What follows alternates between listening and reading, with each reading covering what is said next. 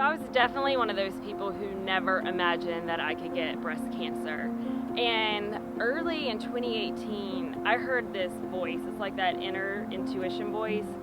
And it said for me to get the BRCA gene mutation test. And I knew that ran in my family. So if you have a mutation, you have a higher risk of getting cancer. I just really didn't understand how high the risks really were. So I never got the test. So I went and got the test. The results came back positive. I was diagnosed with stage 1 breast cancer, December of 2013. At that time, I didn't know what to expect. My life had gone into a whirlwind. I had woken up one morning, had some neck pain, and didn't think anything of it. Just took some ibuprofen, continued the day.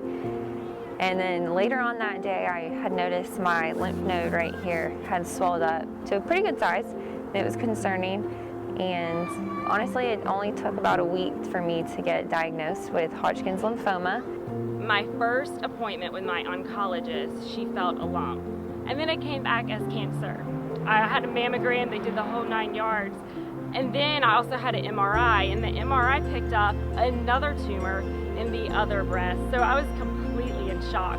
When you find out you're diagnosed with cancer, a lot of questions come up, a lot of concerns. You cry, you scream, you don't understand what's happening, but then you have to realize that it's happening and you have to roll with it and now figure out how to move forward and not just dwell on the past.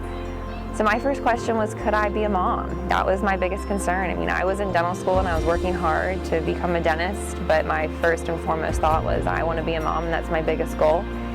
They did inform me that there was a chance that chemotherapy could make me infertile, and so they suggested that I freeze some eggs. Like, I had no idea that was even a possibility. I just didn't know anyone my age that had ever been through chemotherapy. So not only was I just super shocked about cancer, but I felt robbed that maybe I'm not going to be able to have kids. Being told that after being told you have a cancer diagnosis is very devastating, especially at 24, because there was always a dream of mine to have children. And at that moment, not only was I feeling that I had to fight for my life, but I also felt that my dreams were crushing around me and having a family one day. So my doctors were comfortable with me delaying chemo. I had surgery first, delaying chemo a little bit so I could freeze my eggs, which was a huge process, and it is extremely expensive, and most people's insurances do not cover egg freezing. Mine definitely did not. I did not realize that insurance companies do not consider harvesting your eggs medically necessary. And then once going through treatment, my mom was like, you know, it'd be very cool. Let's start a foundation so we can help young people like you be able to have a chance of having a family in the future too. So whenever I found out about a grant, it was amazing because every little bit helps. They reached out to me, I want to say within 48 hours. They were very fast. They were so kind, and she told me I was accepted for the grant for Team Maggie. And then when I found out I was accepted to receive money to help with my egg freezing, not only did the financial aspect help, but it really helped my morale and my spirits, because I'm like, you know, people want to help me. And that was the biggest thing that I never knew that a cancer survivor or a cancer patient, already a cancer survivor, would need, is how much love and support and knowing that you're worth somebody giving a gift. The procedure was not hard because I was sedated. However, afterwards, when I had woken up, I remember I was in a lot of pain, my stomach hurt a lot.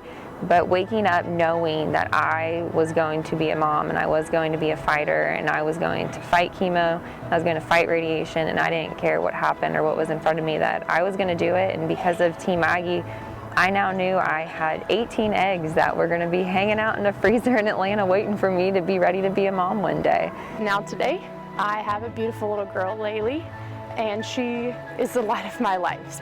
She's just given me so much joy and drive to want to help other people who may not have the opportunity to have a child naturally.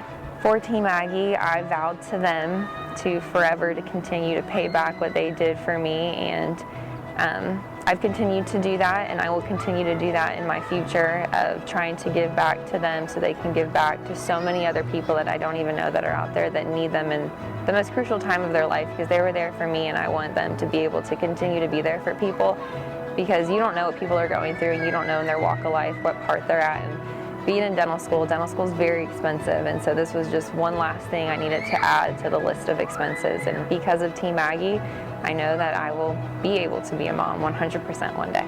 We always need help with volunteers. If you just want to donate and not want to volunteer, or if you want to come and participate in our events, you can check it all out on our website, or you can go to Facebook or Instagram and find all the information on there as well.